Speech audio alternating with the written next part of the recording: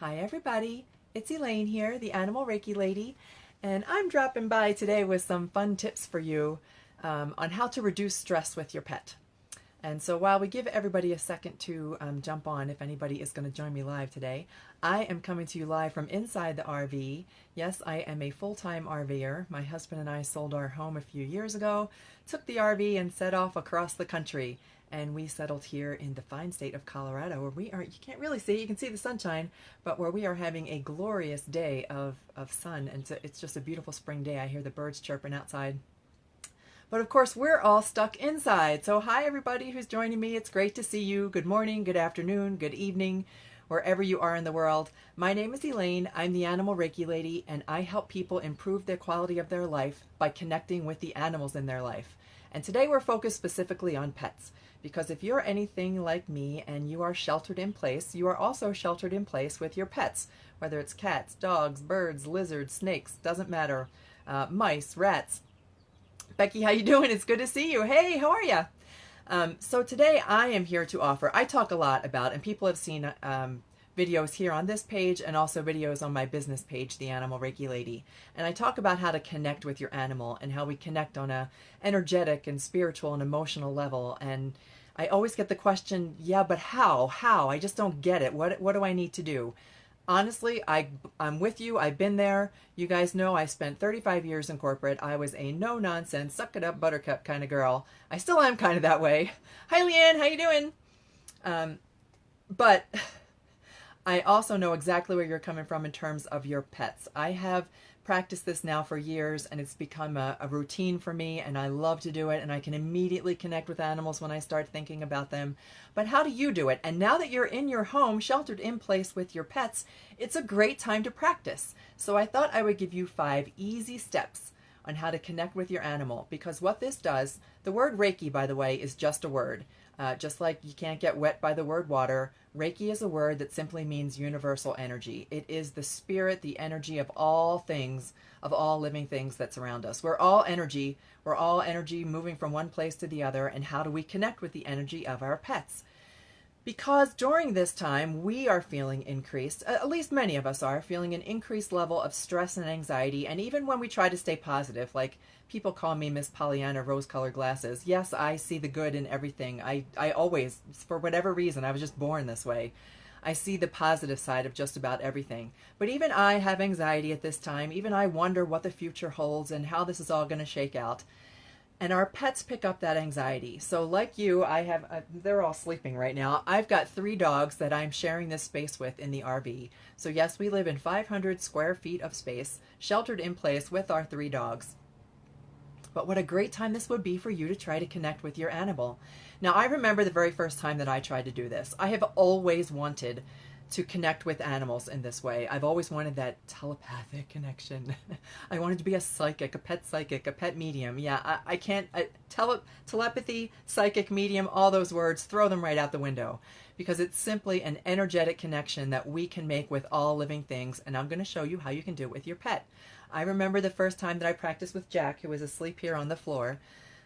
I was in the bedroom of our home back in Wisconsin, and I sat down on the bed, and I was going to try really hard. And I sat there, and I concentrated, and I concentrated. I'm like, oh, come on, I want to connect with you. I want to know what you have to say. And yeah, there was absolutely nothing. There was dead silence. In fact, when I opened my eyes, I remember Jack just looking at me like, what the hell are you doing? But now that I have practiced this, and now that I have learned how to do this, I can share these 5 easy steps with you, because anybody can do this. It just does take a little bit of practice and a little bit of trust. So if you're ready, Reiki, first of all, is about stress reduction. So when we practice it for ourselves, and right now I have to practice everything by distance. Reiki does not know geography. It does not know time. It does not know space. It's all of that pervasive energy that's all around us. And when I practice Reiki in person with people, it's done by calming touch. When I practice with animals, sometimes it's touch. Many times pets want to be comforted by touch. Oftentimes, though, the animals I work with are in sanctuaries or are in captivity, can't be touched, and I practice distance Reiki with clients, as you know, as far away as France and Australia, all over the US. So what is the steps that you can practice right now? Number 1, believe and trust.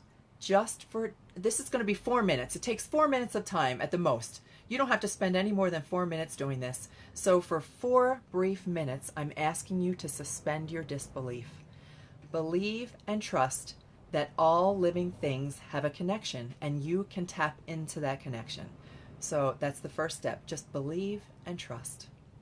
I mean, when you go to the movies and you sit in front of the movie screen, you totally believe that the character is the character, and not, it's not just Tom Cruise doing his millionth Mission Impossible movie. You get into it, right? So believe and trust. Number 2 is create a ritual. So make it a thing. If you're going to do this every day, because I'm going to throw in a step at the very end that says practice, practice, practice. If you're going to do this, make it some kind of ritual. Sit in the same spot every day. Perhaps you have some fun things. I brought some fun things here with me to show you. So I love to collect feathers. And so if you want to have a feather around with you because you think that helps you be more spiritually connected because you found this feather in a special place, which I did, by the way. Some people really like crystals. So these are just some crystals that I have collected. If you want to surround yourself with your crystals, that's fine. I know a lot of people are really into crystals. Personally, I collect these because they're cool, but my animals are my crystals. They are my true talismans, my connection to universal energy. Some people like to use sage, right? You can sage your house if you'd like to do that, but whatever. It doesn't matter what it is, even if it's just one little quiet spot that you and your pet go to. Just relax into that spot and create a ritual of it every single day. So step number 1, believe and trust. Step number 2, create a ritual. Step number 3 is just to breathe. When we talk about meditation, oh yes, she used the M word. When we talk about meditation, it does not have to be sitting in lotus position with your hands like this going Om. It can be that, but it doesn't have to be that. Meditation can be done in so many ways. Leanne, thanks for joining. Jill, it's great to see you. Meditation can be done in so many ways, and that's a video for another time. I do plan a video on different types of meditation, music, dancing, walking. There's all types of meditation, so don't worry about that word. All I'm going to ask you to do is breathe. You may close your eyes if you choose to, but when you breathe, I want you to say to yourself that you are open to receive, that you are just open to the experience with your pet. So number 1 is to believe and trust. Number 2 is to create a ritual. Number 3 is to breathe and be open to receive. And then when you're in this space, right now that quiets your mind so quickly. It just quiets your mind. And then invite your animal to join you. Invite your pet. Doesn't matter what kind of pet they are. Invite your pet to connect with you. And then just relax into it. Most people, the first few times they do this, the most they get is a sense of love, which is beautiful. Reiki is universal love. Everything is just based in love. And if you feel that sense of love, kind of gives you chills. If you feel that sense of love, you've made the connection. And thanks everybody who's joining me. It's great to see you today. Invite them to join you. Open yourself to feel that sense of love. And then lean into it. That's the best way I can explain it, is just to lean into it. So here we go. Step number 1, believe and trust. Step number 2, create a ritual.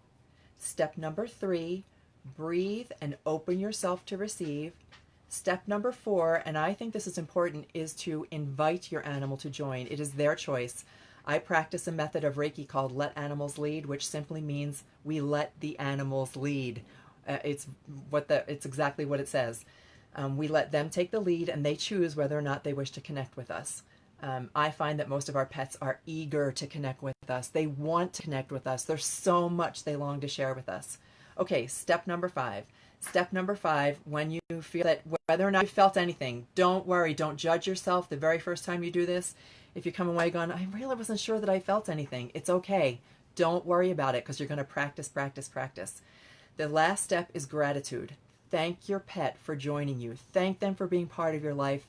Thank them for offering you the unconditional love that they offer you. And then you can end. And now I'm going to throw in step number 6, which is practice, practice, practice. So we have step number 1, believe and trust. Step number 2, create a ritual. Step number 3 is to breathe and be open to receive. Right? Yes, did I say that right? Step number 4 is to invite them to join you. And step number 5 is to thank them. Be grateful for all that they bring into your life. If you do this every day, do it for the next 5 days. Just do it to see what happens. I promise you, just from my personal experience, I know what it's like to feel nothing, and I know what it's like to have the most Zen pet experience I've ever felt. And it comes with daily practice. And now more than ever is the best time for you to practice, because we've got all this time on our hands. Our pets are right here with us. So I encourage you to follow these 5 steps. Let me know if you have questions. You can put questions below. You can send me a private message. I'll be happy to point you in the right direction. And I love sharing this information with you guys. So I hope wherever you are in the world, that you're having an amazing morning, afternoon, or evening. And myself and my pets, who are now scratching at the door to go outside, myself and my pets are sending you all the love in the universe. Take care, and we will talk again soon. Bye.